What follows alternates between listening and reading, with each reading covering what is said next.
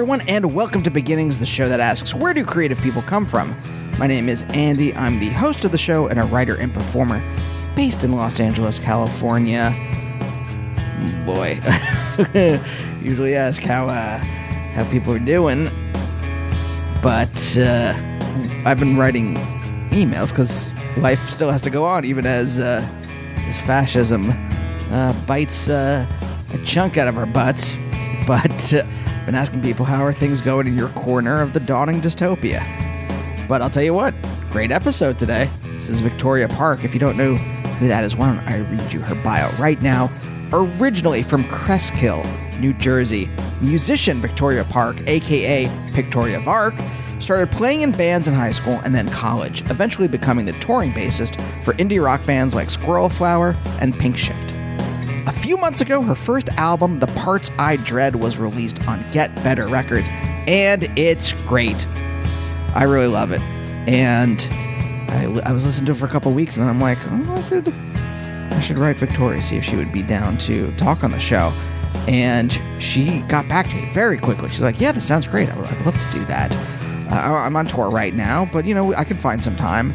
And I've been doing this for long enough where I'm like, if someone's traveling, and I've also been on tour, not for very long, but long enough to know that it's kind of hectic. And I was like, oh, well, why don't we can wait till you get back. And but she's like, no, I think I can find some time. So we picked a time, and then the day comes, and Victoria doesn't show up, and I'm like, I thought this was going to happen. But I checked in with her, and I was just like, hey, just wanted to see what was going on. And then I didn't hear back for a week, maybe longer. I forget when, but she wrote back, was apologetic. She had been, as we will talk about this in the beginning. This is why I'm prefacing this, because we start talking about her experiences on tour and kind of just how this led to this, just like all this stuff happened to her kind of in the space of a couple months. And she had been, I'll leave the suspense. I'll just set the table, and then you can hear when we actually start talking. But, we did eventually do the interview, and it was great. And I love her album, so please check it out if you haven't heard it before. And oh boy, if this is your first episode of Beginnings, thank you for checking out the show. Why not check out some other episodes? I like to do this in the beginning. Check out some other episodes. Recently, I've had on quite a number of awesome guests, including painter Steve Keane last week, who is you might know as a painter of a number of the album covers for Pavement and Silver Jews and Apples in Stereo. I've had on comics writers like Ryan North and Kelly Thompson, who have done a ton of stuff of their own, worked on a ton of Marvel books. Who else? Dan Erickson, creator of the brilliant show Severance on Apple TV. Check out those episodes. If you like what you hear, you can subscribe to the show wherever you get your podcasts from. I'm on Twitter and Instagram at Andy Beckerman. And two things coming up. My old band Harm, we were active from about 97 to roughly 06 is when we put out like our final EP. We recorded an album. It was supposed to go out on this tape label that was associated with Darla Records. And for a number of reasons, it just never happened. And then Kyle went off to MIT. I went off to grad school, eventually New York to do comedy. And we rediscovered it in the pandemic on our hard drives. And we're like, oh, this is actually really good still. So if you like Casio pop music, go to andybeckerman.bandcamp.com, and our lost album is up for pre-order. It's only $5. So I think that's quite a bargain. Also, I have a new philosophy Substack where I kind of try to figure out what's going on in the world through all the German and French philosophers I love, as well as a number of other kinds of ways of understanding things, and that's at theslowdystopia.substack.com. So you can subscribe there for free. I didn't want to charge anyone because I didn't want to have to be beholden to a schedule, because it takes a long time to write these things. But check that out. I have a new one going up soon. that kind of is a primer for like, why is everything so weird right now? Anyway, got some great episodes coming up, including Britt Lauer of Severance and Casual and many other shows, and Casper Kelly of Adult Swim, and a ton of other things. So stay tuned for those. But for now, let's talk to Victoria.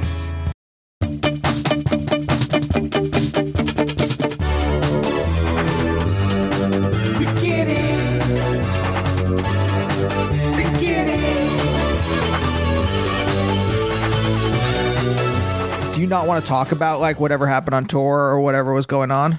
Let's see. I'll talk a little bit about it. Some of the details I won't go like super into. Just like no ill will towards the band that I was touring with and whatnot. But yeah, we'll keep it vague. I mean, do you want to just start out with that? Because I'm curious. It's interesting because I think whatever the energy is, because, we were supposed to talk a couple weeks ago, and then I guess there was some stuff going on in your life. And it's interesting because it came after maybe the worst interview I've ever had in my life.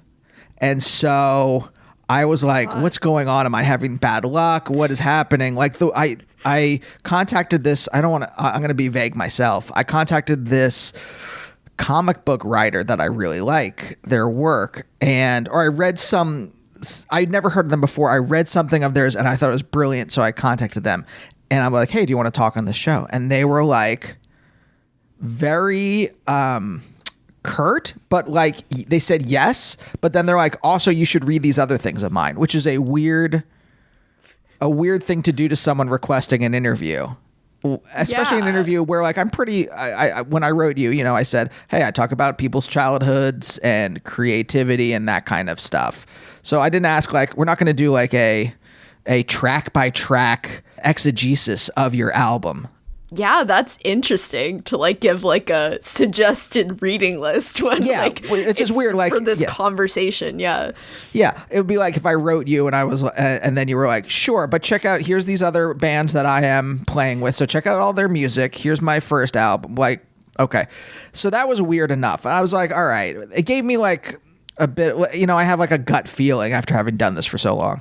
Anyway, then we start the interview and the person is instantly antagonistic. Ooh. and just like very, I'm trying to come up with I don't want to like give away too many details because I don't want to blow up this person's spot necessarily, because maybe they were just having a bad day. I don't know. But every question I asked was just met with sometimes on the show, I will start with like, hey, this is my impression of you. Is that accurate? Or did I just make this up in my head? Which doesn't seem like, I don't say anything bad. I'm not like, so I think you're a jerk. Like, it's not like that, but just like, hey, is this? And that person immediately was like, I don't want to answer that. Can we start over? Whoa. Anyway, so that was the interview right before. Obviously, it's not coming out. Otherwise, I would be. Obviously, I'm not releasing. Talking about it. Yeah. Oh yeah, and also like their internet was terrible. They refused to tape their side, and and it kept cutting in and out. So I'm just like, I can't even use it, even if I wanted to. Like at that point, they might as well have just said no and then like not wasted anyone's time, because that honestly is like so ridiculous. Honestly. Victoria, thank you. Thank you for also where I'm just like, you didn't have to do this. That's the thing that like gets me. It's like, I'm not paying anyone. This is gratis. Obviously, like people, there's some promotional kind of thing. You're hopefully we're having a good conversation. That's uplifting in some emotional way. Yeah. But otherwise, no one has to do this. No. That's weird. And it's also funny, I don't know, conceptually as a character to be like a really not, I don't know this person. This is just a secondhand account, but to be like a bitter like comic book artist is just like really funny to me. This thing that's like pretty playful and like fun as a medium to be like, I don't want to do this, Yes, and also, but they are younger. I can understand older. Like if you're older, you had created some kind of character that is now like being exploited in like the Marvel Cinematic Universe or something. And you know, they're not paying you enough and you feel exploited. I can understand some kind of bitterness there, but this is a younger person who walked into the business eyes wide open, and also they do their own stuff, so they're more independent. So I don't know what this person's deal was. I have some suggestions, but I don't want to, again, I don't want to give too many details. But anyway, so that's where I was, and I'm curious yourself, you know, whatever details you feel okay sharing, you know, this tour, you left this tour, and I'm kind of just curious because not in a prurient way, but just because I think it'll place you emotionally in this conversation. So what happened and what was going on?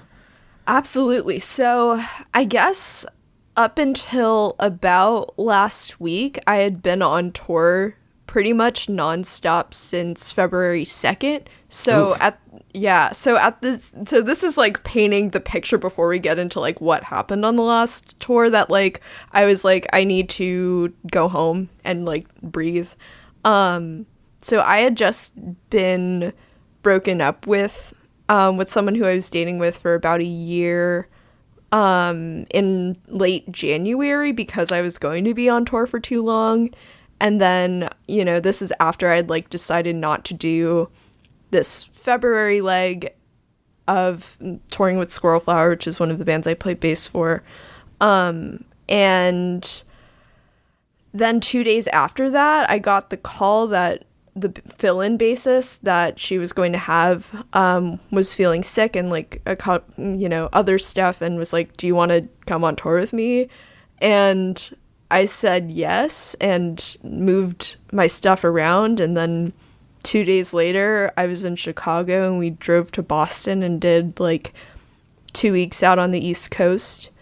From there I had 2 days home, and then I flew to Baltimore to rehearse with the other band I was touring with, and then they're called Pink Shift. Yeah, no bad blood, just that is the tour I had left. And then I flew back to Iowa City where I live, and then had another 2 days off, and then went on tour for another 3 weeks.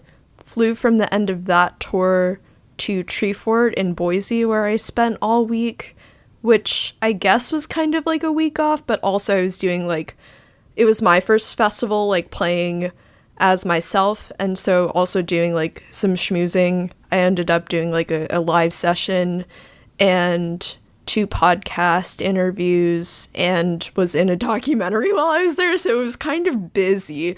Not exactly a vacation.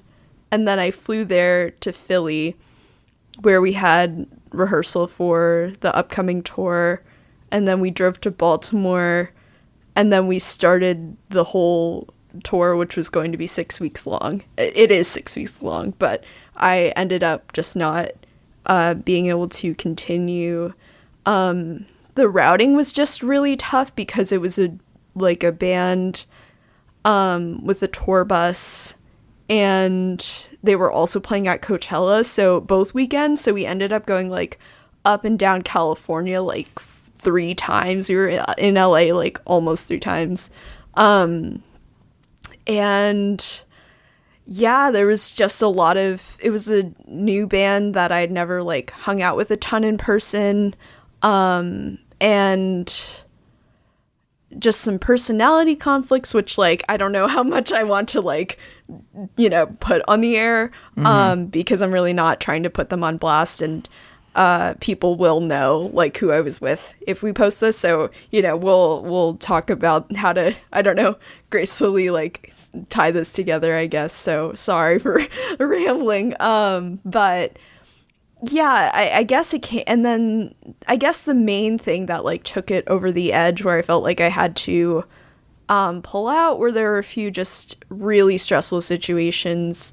We got a flat tire and then hit an owl that like busted the radiator and the AC. That was on the same day. Yes, like in the night. Yeah, in the like an owl. Like the show, The Staircase, an owl.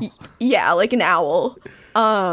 There's a video somewhere of like, you see the feather just like flapping around. It's like, it was pretty brutal. And then we ended up like almost getting robbed in Salinas in like the Central Valley at like 4 a.m, and drove through the night to Pasadena, getting in at 11. And that kind of just like took me over the edge, because I just hadn't had a break and was just felt kind of on edge and not the safest.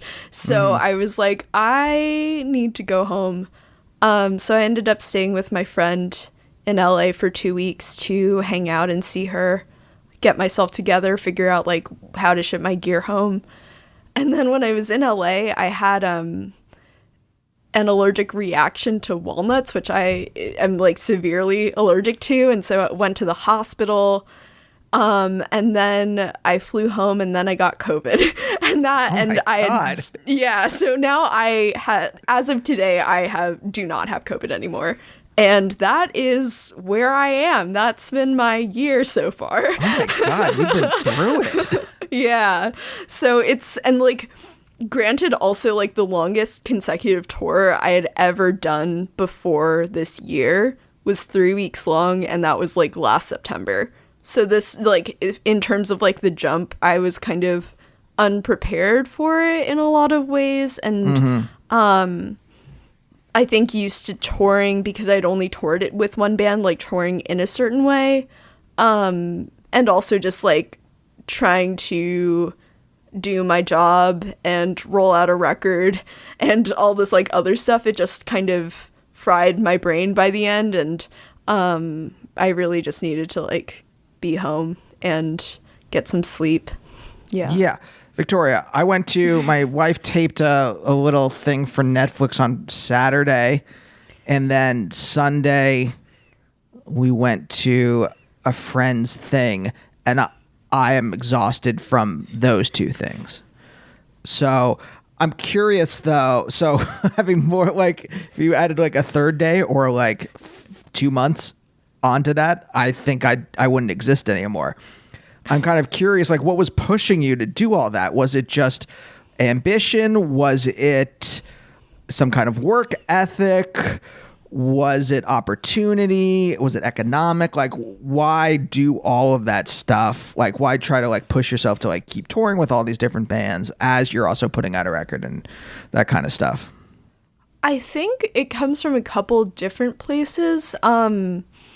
I generally just like doing work, and I like touring, and I kind of, while I'm still young, want to like take advantage of that and like, you know, go for it as much as I can. So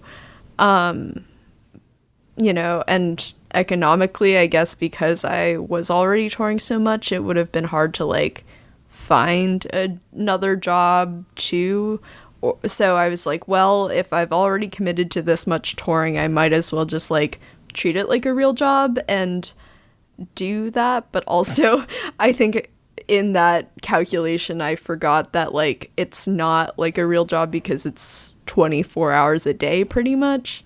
But yeah, I think I also just, I don't know, I really like music, and I really want to, you know, do what I can with it. I think part of me also ended up touring a lot and doing that also kind of maybe as a means from like, I don't know, not giving, because I'm too nervous to like fully invest in like my solo project. I've always had this mentality of like, oh, this is just like a side thing, and like, you know, there's so much luck involved that you can't bank on it. So I'm like, right. I should just like do what I know is, you know, quote unquote hireable, you know, playing bass guitar, and which I also love doing, but also like kind of being afraid to like take the jump and like fully just invest in myself, maybe because it feels like selfish too. Like I hate, you know, all the self promo and everything, even though I am doing it.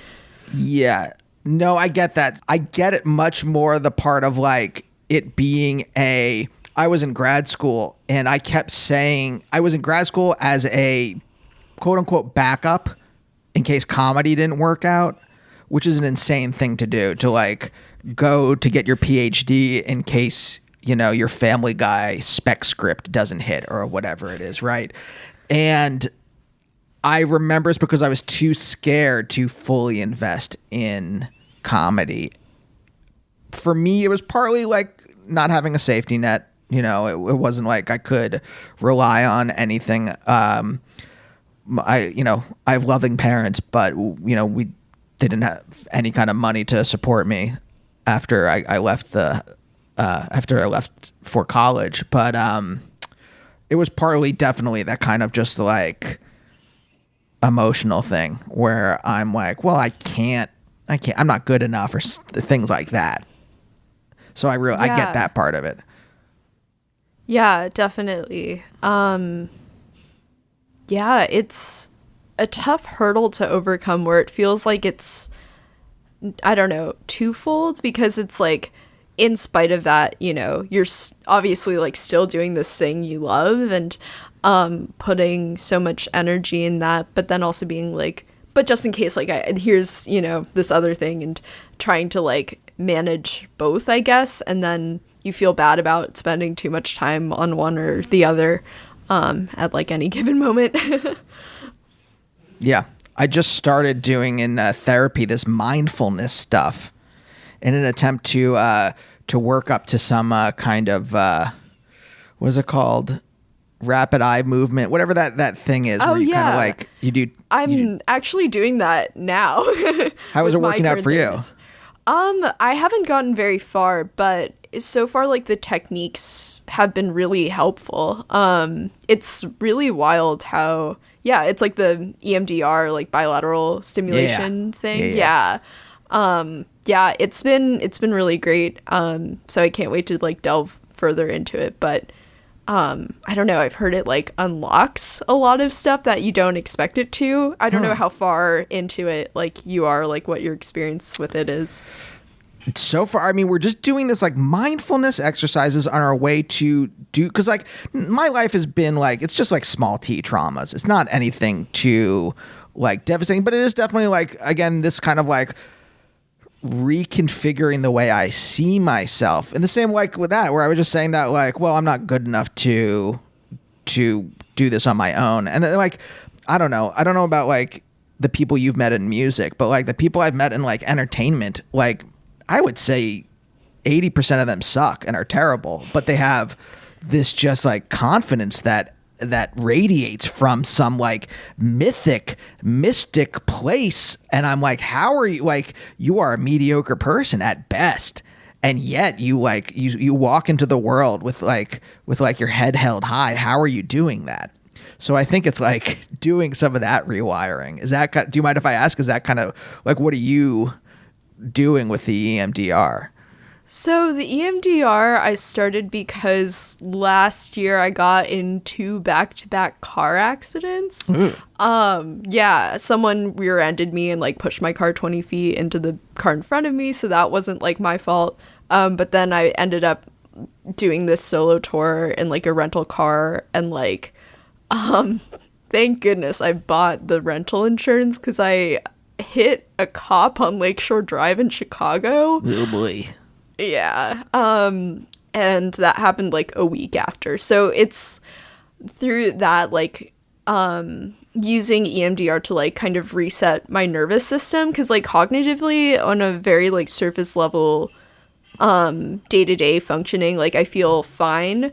But I think because there's like a new kind of like alertness that, like, you know, your body remembers so much, using that to like kind of retrain my nervous system in that way. But my therapist, when she talked about it, like in starting the, like, I don't know, very basic, you know, bilateral stimulation exercises, she says it's like nice, or it can work too for like lesser traumas, or, you know, lesser instances, or even just to use when you're like fully grounded, like, and just doing it so your body gets used to it.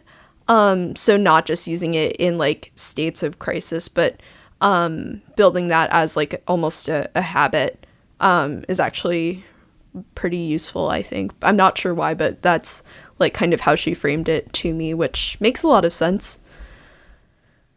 Is there any like childhood stuff you think you're going to rewire, or do you think you've had a pretty stable childhood? Definitely some stuff. Yeah, not the happiest of kids that ever were, but all in good time. But I'm sure like I don't know, there will be like stuff I didn't even think about that might just like come to the surface. So yeah, we'll see. It'll be nice to like get back into that and see what's going on there. When you say not the happiest, do you mean just like situationally, or do you mean like clinically? Like, you're younger than me, so I want to believe every time I say this, by the way, I say a sentence that starts with "you're younger than me," so whatever I say after that is usually wrong. So just take this with a grain of salt. You're younger than me, so I would think that, mental health issues were more front and center when you were growing up, but maybe I'm wrong about that. Yeah, I don't know if I would like, I think it also depends so much like household to household and like kind of the way parents are. Yeah, of course.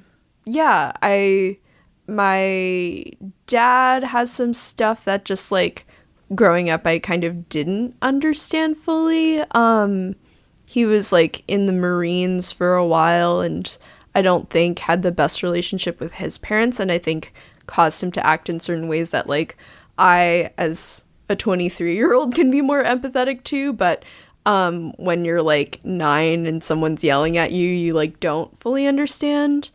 And I started becoming pretty depressed when I was like 9 or 10, but like didn't have the like, I don't know, broader understanding to explain like why I felt the way I did.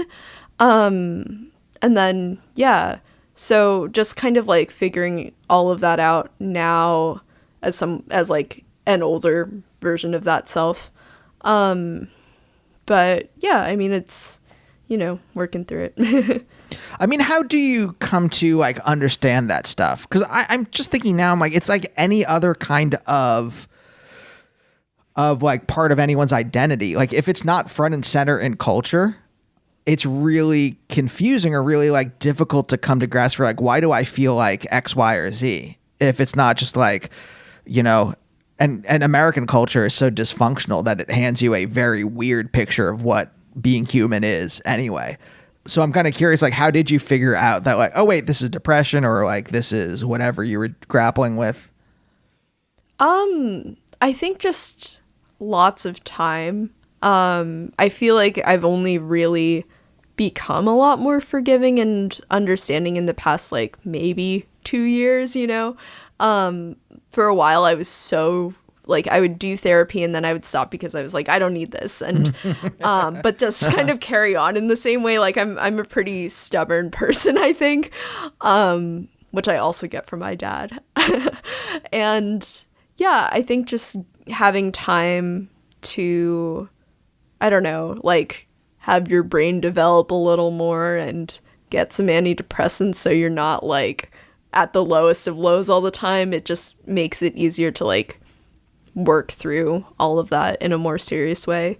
Not that like I have all the answers and this is me talking about my like self-help book that's available in CBS. It's like I truly don't know anything. But yeah, just like, and music helps too. I guess it's like good to write and like have creative outlets too. Yeah. Do you think that helped you when you were younger? Like, was that a coping mechanism? I don't know. I don't know if it was so cathartic then. Because I didn't really start writing until I was like 18 or 19. And then music was like songwriting was, I remember early on being really frustrating because I wanted to do it so badly, but wasn't like perfect immediately. Mm-hmm. Yep. Yeah. And then would just like be so mad at myself. And then, Was there something, though? I'm really curious about this. Was there something that you could point to that you were at least like on the right path? Okay, this is such a weird question. Let me try. I'll just tell you what I was thinking of. So first of all, I had therapy right before we did this. So like I'm in that mental space, but I was thinking, I'm like, well, I've written a lot of like bad stuff, but there's always like, even the bad stuff I've written, there was something about it where I could like point to where I'm like, oh, okay, well, I know at least that like I am going in the right direction. Like I'm not writing like mediocre pablum. I'm not writing, it's like my thing. It's just badly written, right? It's not like greeting card bullshit. It's not like there's something there. Did you have something like that with like your early songwriting where you were just like, well, I know I'm doing something right, or I know I'm doing something different? Wow. I don't know. I think I was pretty hard on myself, but I really wanted to write my own songs for like, and just have that as an outlet. I guess one of the reasons I tell myself I started songwriting was because I wanted to play shows without needing a band per se. When I got to college, instead of like bothering everyone to like, play bass in their band, that like I could just play my own stuff and kind of have agency and a say as to like how, like, not relying on other people to continue music. Yeah. But I'm sure underneath that there's like this thing of like, I know I can do this. Yeah, it just kind of took some time to like unearth. I'd really want to talk to like one of my early music teachers who also like, we talked about songwriting and like we're, I don't know, talking about music theory or whatever, but in like a songwriting context. And he saw some of like my earliest stuff, and it was not great, but I think he was like, could see there was something there. But it's like hard when you're and you're like running around in the maze instead of like looking from above to see, it's just like, so yeah. Yeah, and I mean, it is, because like, I don't know what I can articulate. I'll say it outright. I can't articulate. I know that you are doing something different, because I listen, like anytime anyone sends me anything or I like see something on like Pitchfork, I go and listen to it. So I listen to a lot of music, and especially like a lot of like new music, and most of it's bad. So like, but I can't articulate. I'm just like, oh yeah, no, you're doing something different. It's good.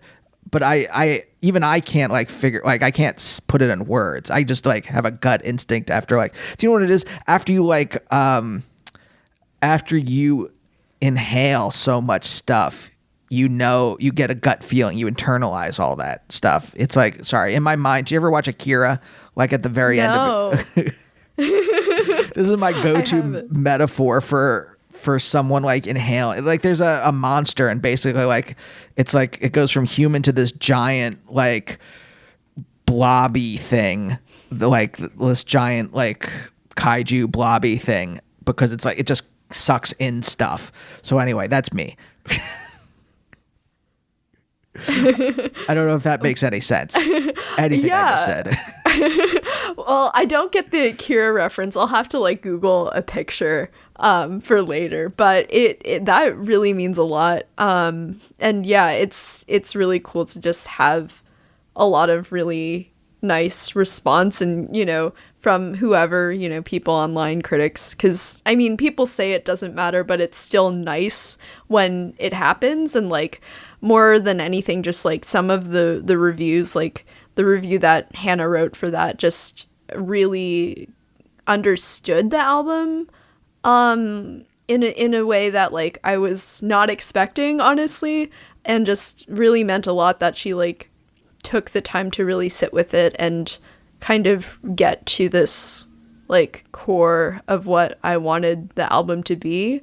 So that felt like really special, truly So yeah, it's been a cool year, and I hope to like really feel good about it a few months from now. I hope to feel good about it. I hope to one day feel good about it. Yeah, I get that. Yeah. But you've been playing music since you were a kid, right?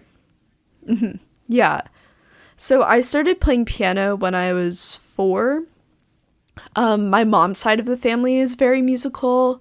Her sister went to like Juilliard for classical piano, and someone else was a composer a few generations back. So it's just kind of something that was like passed down to people, and so did piano. And apparently when I was 9, I asked for like an electric guitar for like Christmas or something. I don't remember this at all, but my parents are like, that's what happened. So I have to take their word for it. And then, yeah, started playing bass when I was like 11, because somebody like needed a bass player and not a guitarist for whatever like rock ensemble thing I was doing then. And well, let me ask you this question. Yeah. Why'd you pick up, instead of like going on with electric guitar, right? Bass, I mean, obviously you play it, you're the front person for your own band, but like traditionally bass for most bands and drums like are in the background. So was there something appealing about, look, this might be just like way too much like psychologizing of this, but like, was there something appealing about being able to fade into the background? Or was it just like, well, I want to play with this group?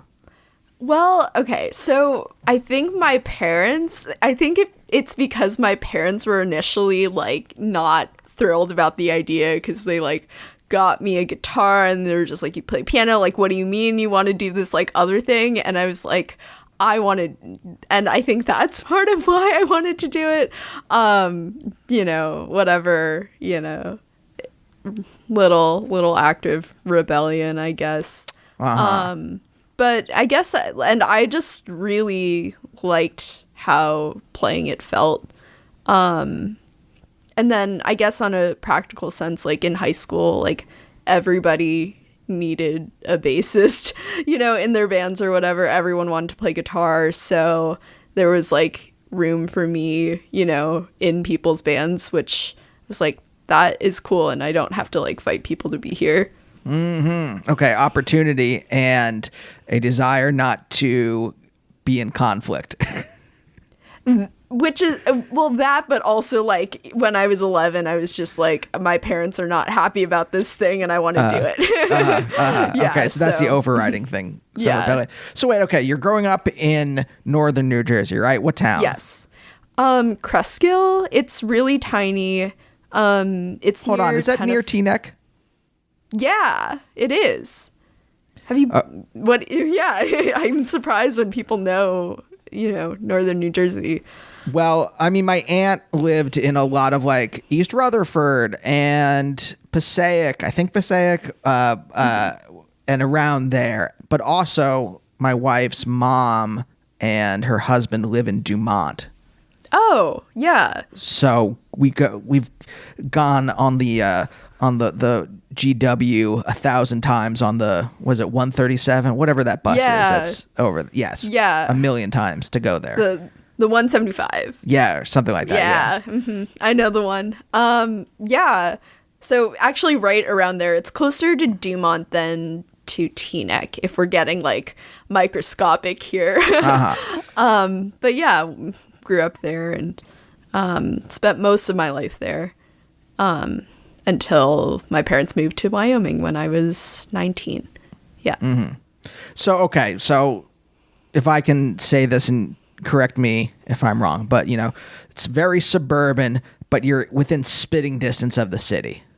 Yes. Mm-hmm. So does New York function as this beacon for you? Like, I want to end up there. I want to be playing music there. It almost felt like I had like a few separate lives. I guess by the end of high school, I was playing in a band with 2 people who were from New York. So I was like going back and forth, and we were going out to Brooklyn for shows, and I had at one point joined like a Craigslist band in Brooklyn and was like at 17 like going on every weekend out there to practice and back. So I would, and then had friends out there that I would like go see, you know, hang out at wherever, you know, they were hanging out. And then, but I would always like, you know, come home and it'd be late and it's like, oh, gotta leave early to get back to New Jersey kind of thing. So, and that was kind of like separate from my day-to-day like high school experience where I just kind of like did my own thing. You know, I was pretty good at school, but did a lot of like art and music and like ate lunch with my art teacher and just did that for like whatever and didn't really care to hang out with people too much. Did you not care to hang out with people because you had this other life and that other playing music and that other life fulfilled the social part in you, or you just didn't give a shit anyway? Kind of. I also just like, I feel like I was kind of just waiting to like be around people who were more like me. It just was a very, you know, jock athlete kind of school, and I just kind of didn't fit in with a lot of people, and also didn't really relate to a lot of like the nerds that like, you know, were kind of like, I guess like, you know, people that I was in cahoots with or, you know, said hi to and sometimes hung out with, but it just like kind of never really felt like my place. So I was like, I don't want to pretend to like hang out with people who I don't actually like that much, and would just rather like kind of do my own thing and not deal with like the mayhem of cafeteria politics. I think you articulated something that I've never been able to really put into words, but the plight of the indie rock nerd is so much different because you don't really, there's like something kind of cool about it. So people leave you alone mostly, but it's not, but you don't have a clique really. You like the actual nerds, you don't really, or the like outcasts or whatever, the burnouts, like you don't really fit in there, but you're not cool in the way that like actual, like quote unquote, actual cool people, like whatever I'm imagining is actually cool in high school, right? You're not cool in that way. Cause that was my high school experience. I've never been able to like really be able to say that.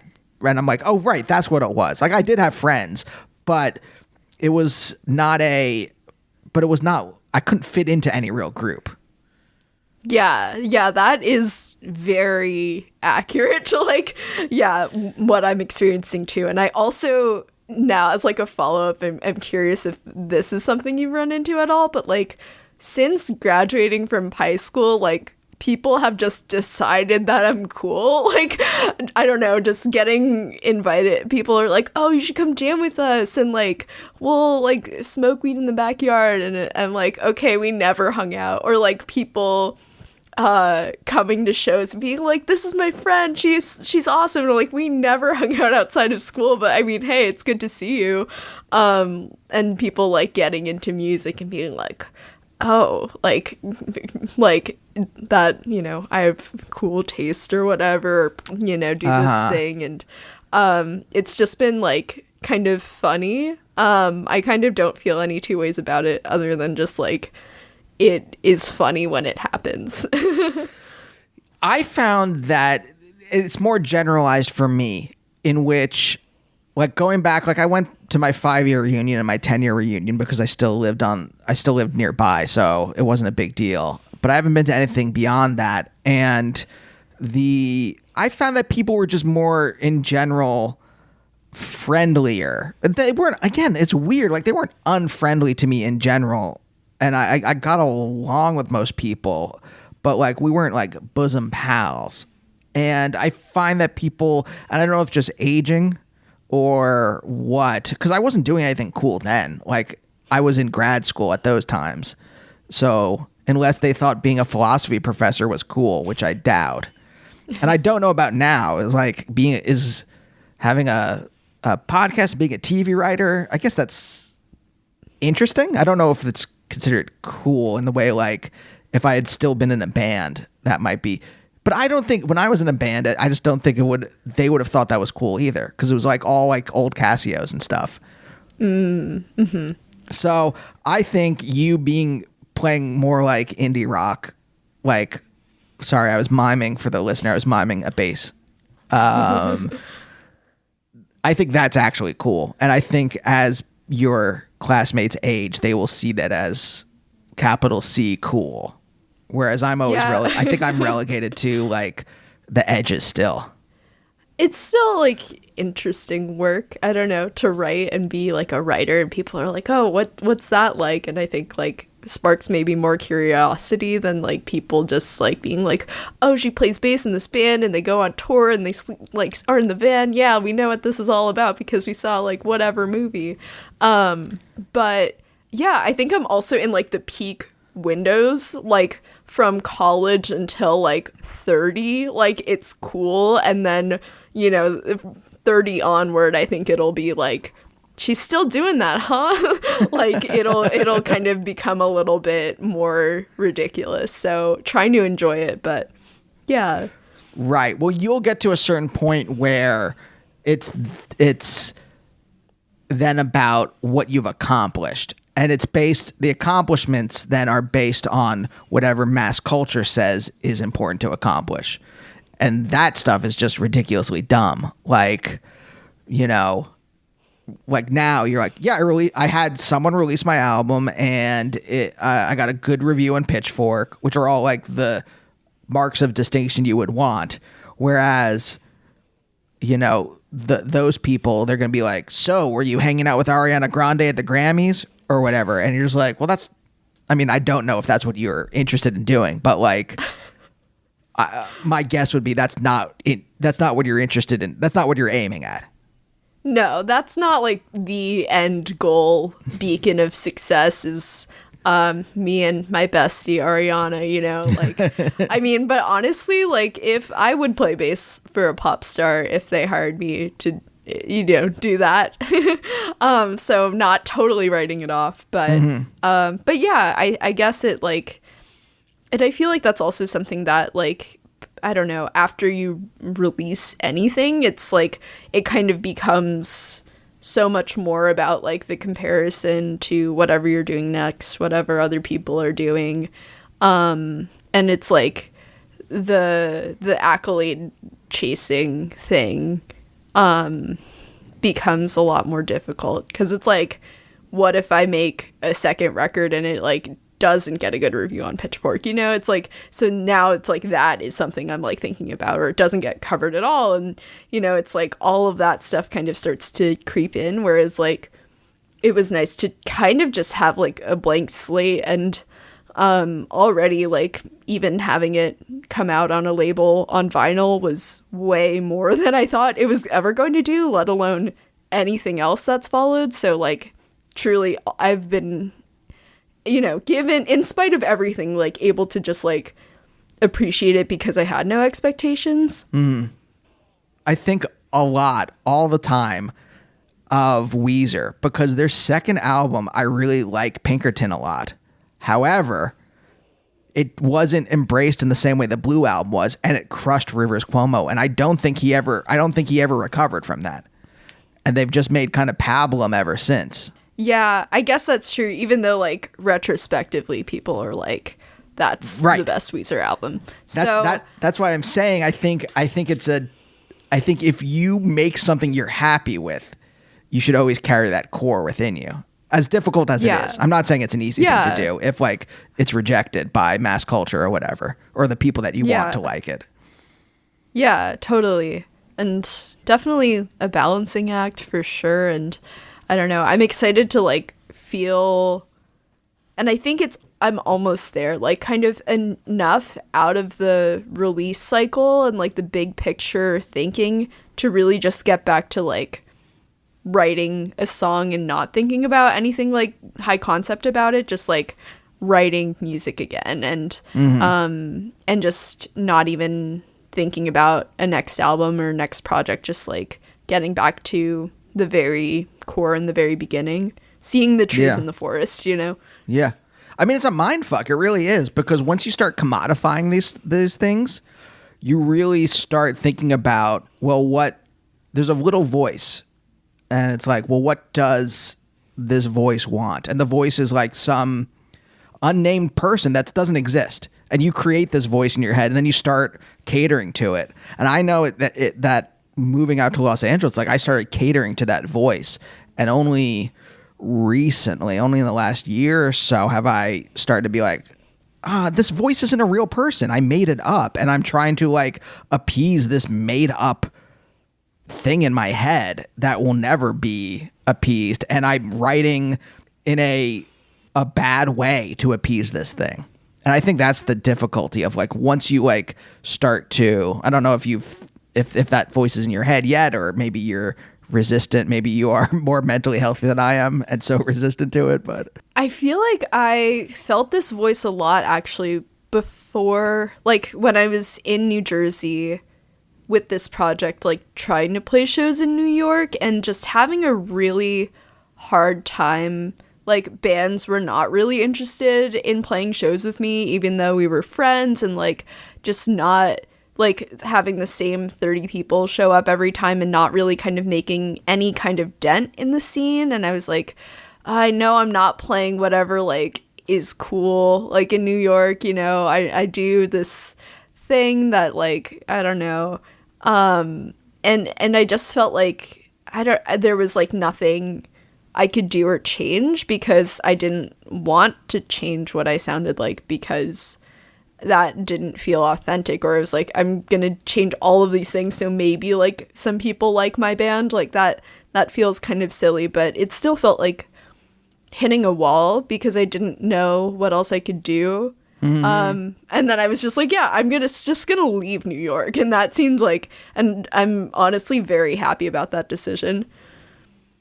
So did you have any kind of ambition to do this for real? Or was it always just like, well, I like playing music, so I'll just keep doing that, but I don't have an ambition? Or was it maybe you had that ambition, but you couldn't admit it to yourself? I'm just curious about that.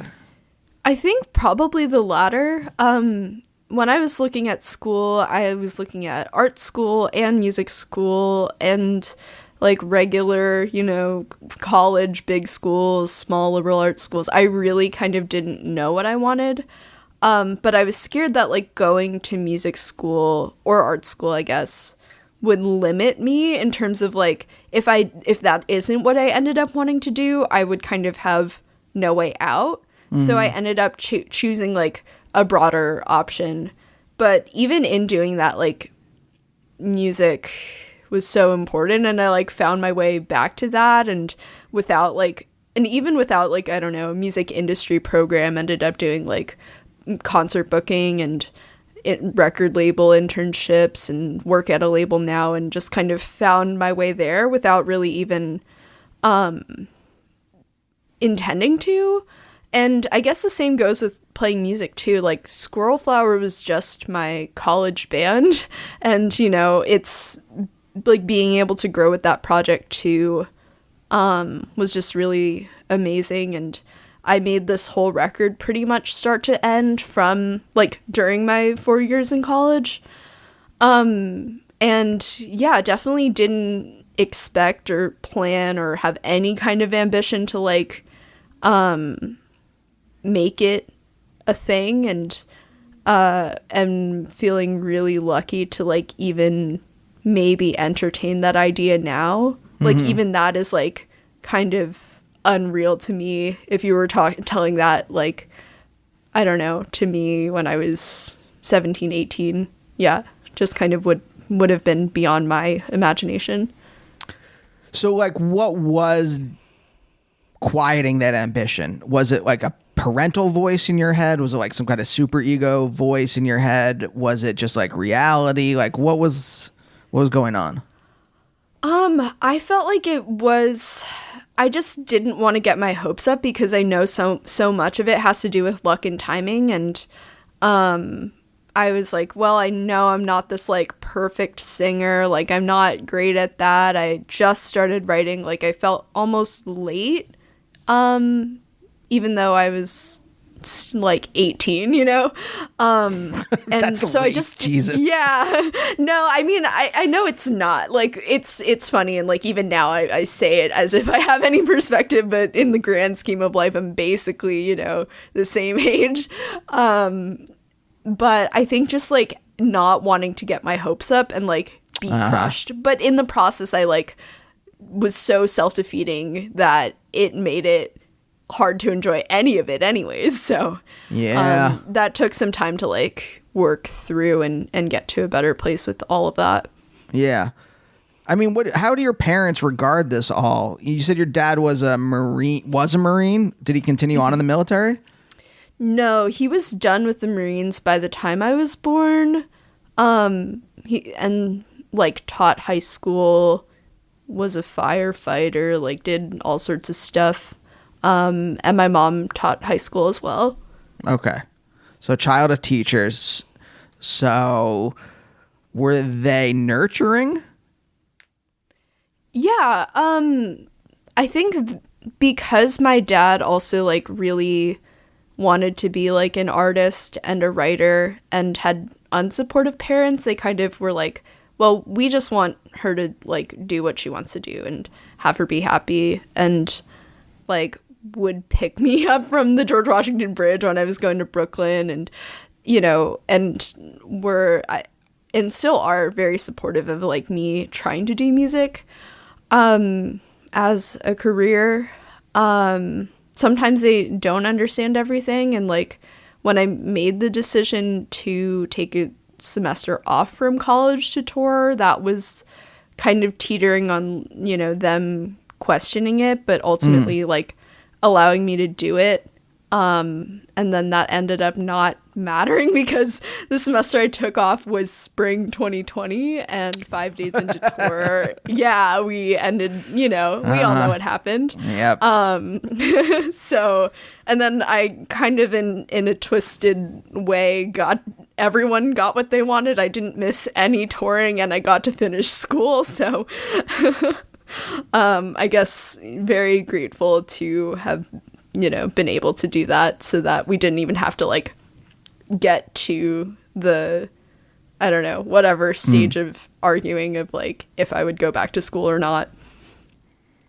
So your dad and his parents did not get along. What about your mom and her parents? Let's see. I think, well, they get along. I think, I mean, you know, my aunt went to Juilliard for piano, like and they grew up around a lot of like Korean visual artists, around New York were a lot of like their friends. So they kind of have some understanding of it, but also we're not into like, I don't know, but in this very like high art, you know, kind of understanding. So, but my mom, I don't think she wanted to like she, I should really ask her, but I think she really liked, you know, doing the, you know, biology, botany stuff, and fell into teaching, and yeah. And so I don't know if she has any like crushed dreams she feels like, you know, that keeps her up at night. But my dad definitely more so. Yeah. And has like talked about it. Yeah, I'm somewhat obsessed with that. Not because, well, I don't know why I'm obsessed with it.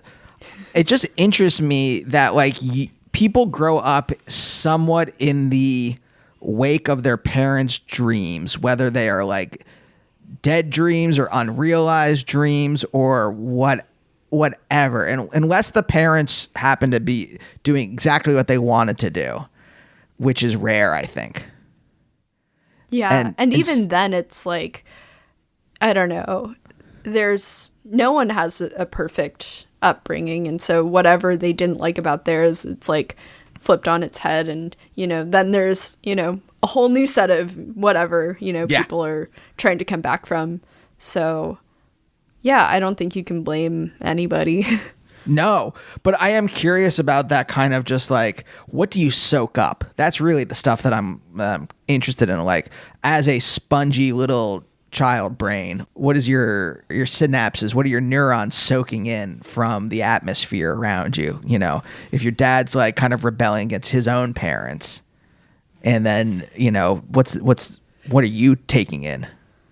Yeah. Oh gosh, I wish I knew. I think I really, even though I felt like I didn't understand my dad a lot of the time, and was like kind of fearful in that way a little bit. I also still like looked up to him so much because he has this ability to kind of just like, if he wants to do something, he will just like sit down and do it.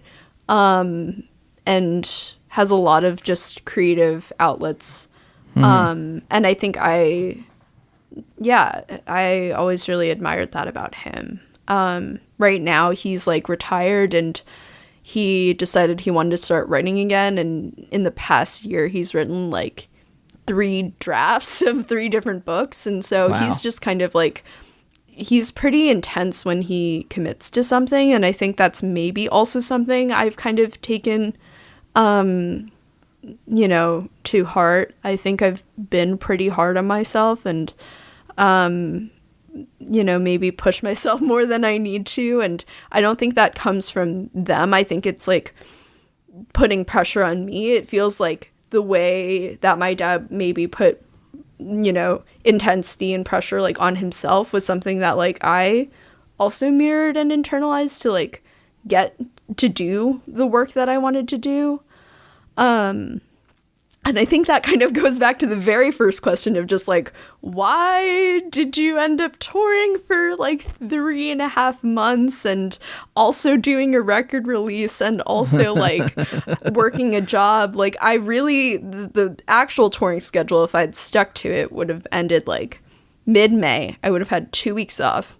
I would have gone to Europe for a week. I would have had 3 weeks off, then done solo tour for 2.5 weeks. Then another 3 weeks off, then another 2-week tour. So I was like, yep, that's a normal way to live, and that's plenty of time off, and that is how to do touring musician life. So yeah, I think I kind of have taken some of that. And my mom is also like, she is intense in a different way. Like she just has a lot of energy. She's like always kind of needs to be doing something. Like she'll crash and she'll take a nap and then 10 minutes later she's just like doing whatever. I get and that. so I think, yeah, both of those things, like the need to stay occupied and also this like intensity combined, I think have kind of ended up creating me how I am. Yeah. That's great. I have one last question. You said your mom's family kind of grew up in the New York like high art scene? No. Not high art, but like their like understanding of, I don't know, creativity, I think is like through art and like visual art and the museum, you know, in, you know, structure and classical music. So it's like very much like, you know, opera and like going to the opera, and so like a highbrow understanding of that as opposed to like, yeah, you know, as opposed to like whatever, watching The Americans and listening to Brian Eno or something like that, you know. Yeah. So I built this picture in my head like they were like gallery owners or something like that. No, not gallery owners, but friends with like painters and sculptors and stuff. There's like a few museums that are like trying to buy this sculpture from them that like a friend gave to them that is now worth money because their friend passed away. And so it's like, but it's like they had no money, you know, when they moved here to like buy art. But it's just like their friends over time have become seen as valuable artists, I guess. Interesting. Where did they move from? From Korea. Oh, so they're first generation. Yes. Mm-hmm. If I'm using that correctly. I always get first and second generation always confuses me. So my mom is first generation. Gotcha. So okay. Yeah. So my parents are first generation. Gotcha. Okay. Now I can so my grandparents moved here from the old country. My parents are first generation. I'm second generation. Yes. Yeah. Okay, great. Yeah. Glad I could clarify. I will try to remember this lesson so that the next time I say it actually comes out right. Because I'm sure I've learned this lesson 30 times prior to this, and it just never sinks in for some reason. Victoria. Yeah, it's hard. It's one of those things, you know. Victoria, thank you so much for joining me today. I'm so glad that we could talk. Yeah, thanks so much for having me. This was a really delightful conversation, and yeah, so cool to be here. And we'll see you next time. Bye. Bye, oh bye, oh bye, oh bye, oh bye, oh bye, oh bye.